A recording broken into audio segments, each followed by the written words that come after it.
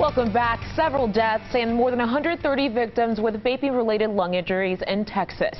Now the Texas PTA and the American Heart Association are teaming up, and they hope to put a stop to the teen vaping crisis. Here to talk about this is Texas PTA President Sherry Doss. Thank you so much for being here. Thank you. Sherry, at the Texas Capitol today, you held Straight Talk, a matter of life and breath. Now, could you explain your call to action and what's needed? Yes, we put out a call of action to all of our volunteers across the state, as well as our over 500,000 members that we have, and wanted to partner with school administrators and physicians and students who have actually done vaping and suffered some of the consequences to begin talking about the topic of teen vaping. We have an epidemic going on, and we need to start the conversations that will hopefully lead to actions of extinguishing teen vaping. And this discussion just took place a couple of hours ago. Where was the biggest cry for help? Did it come from parents, teachers? What stories did you hear? I'd say the biggest cry from help came from the parents. And then with the school administrators right behind them. You know, parents are really not well educated as to the dangers of vaping, the real dangers of vaping, and the school administrators are having to manage this on their campuses. And so parents just don't know how to talk to their teens about vaping.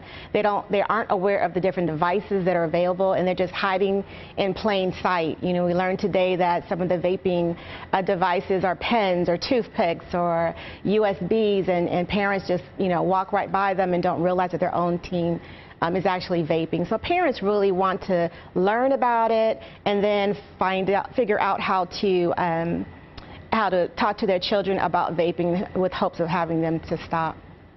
Sherry, the American Heart Association rolled out the End the Lies Youth Vaping and Nicotine Research Initiative with initial funding of a total of $20 million. What projects do you know of are in the works right now? Well, of course, today was our first time collaborating with the American Heart Association on teen vaping, and we're absolutely looking forward to continuing that relationship. And we've actually already talked about having more talks and more discussions and supporting each other as we both work to extinguish teen vaping. Yeah, and something big about this is that this initiative also looks into changing laws and policies. How soon do you think you'll be able to make that impact? Well, the legislative session is on the rise, but right now in the interim we are busy educating everyone and taking another look at the laws that we have. The laws we have right now are certainly not comprehensive enough.